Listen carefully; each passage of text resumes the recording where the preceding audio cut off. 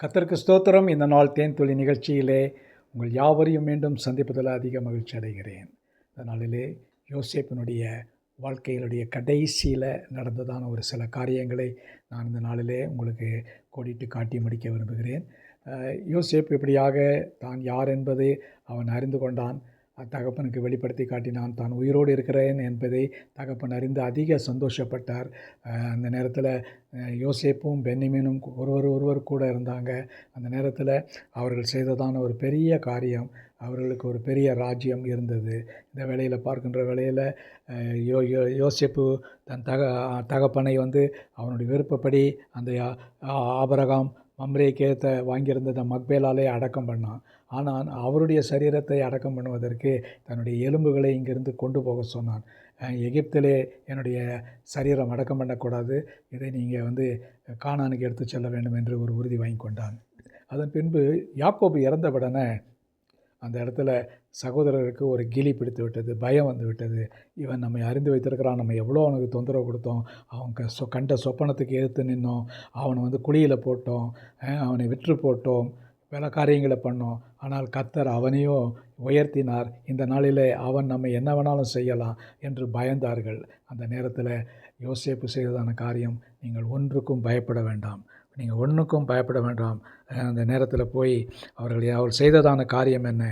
பின்பு அவனுடைய சகோதரர்கள் போய் அவனுக்கு முன்பாக தாழ விழுந்து, இதோ நாங்கள் உமக்கு அடிமைகள் என்றார்கள். இந்த சொப்பனம் நிறைவேறிடுச்சு இல்லைங்களா? அடிமைகள் என்று ஒப்புக்கொண்டார்கள். அதற்கு பின்பும் பழி வாங்க முடியுமா? ஒன்றும் செய்ய முடியாது. அந்த இடத்துல யோசேப்பு சொல்கிறார், அவரை நோக்கி, பயப்படாருங்க, நான் தேவனா? நீங்கள் எனக்கு தீமை செய்ய நினைத்தீர்கள், தேவனோ இப்பொழுது நடந்து வருகிறபடியே வெகு ஜனங்களை உயிரோடு வைக்கும்படிக்கு அதை நன்மையாக முடிய பண்ணினார். ஆதலால் பயப்படாதிருங்கள், நான் உங்களையும் உங்கள் குழந்தைகளையும் பராமரிப்பேன் என்று அவர்களுக்கு ஆறுதல் சொல்லி அவர்கள் பட்சமாய் பேசினான். யோசேப்பும் தன் குடும்பத்தார் எகிப்திலே குடியிருந்தார்கள். யோசேப்பு 110 வயது உள்ளவனாக இருந்தான். யோசேப்புக்கு எப்ராயிமும் மனாசேயும் என்று 2 பிள்ளைகள் இருந்தாங்க. அவர்கள் யோசேப்பின் மடியிலே வளர்ந்தார்கள் என்று பார்க்கிறோம். அவருடைய பிள்ளைகள் எல்லாம் அவருடைய மடியிலே வளர்க்கப்பட்டார்கள் என்று பார்க்கிறோம்.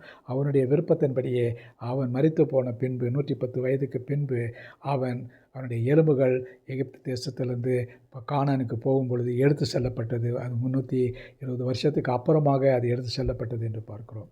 ஆகவே உண்மையாகவே யோசேப்பினுடைய வாழ்க்கை ஒரு நல்ல ஒரு சிறந்த எடுத்துக்காட்டான ஒரு வாழ்க்கை, இயேசுவை பிரதிபலிக்கிறதான ஒரு வாழ்க்கையாக இருக்கிறது. யோசேப்பும் இயேசுவும் பல காரியங்களிலே ஒரே நிலையிலே காணப்படுகிறார்கள். இருவரும் பரிசுத்தமுள்ளவர்களாக இருக்கிறார்கள். இருவரும் விற்கப்பட்டார்கள். இருவரும் அடிமையாக இருந்தாங்க. அவர்களுடைய ஆசீர்வாதங்கள் பெரிதாக இருந்தது. நாமும் கூட அவருடைய அடிச்சுடுகளை பின்பற்றும் பொழுது கர்த்தர் நம்மை ஆசீர்வதிப்பார். நல்ல ஆண்டவரே, நன்றியோடு துதிக்கிறோம், ஸ்தோத்திரிக்கிறோம். யோசேப்பை போல நாங்கள் பாடுபட்டாலும் வேதனைப்பட்டாலும் உண்மை உள்ளவர்களாக பரிசுத்தம் உள்ளவர்களாக ஜீவிக்க எங்களுக்கு உதவி செய்யுங்க. மீட்பர் இயேசுவின் நாமத்தில் ஜெபிக்கிறேன் நல்ல பிதாவே, ஆமேன், ஆமேன். கர்த்தர் உங்களை ஆசீர்வதிப்பாராக. இந்த நாள் உங்களுக்கு ஒரு ஆசீர்வாதமான ஒரு நாளாக அமையட்டும்.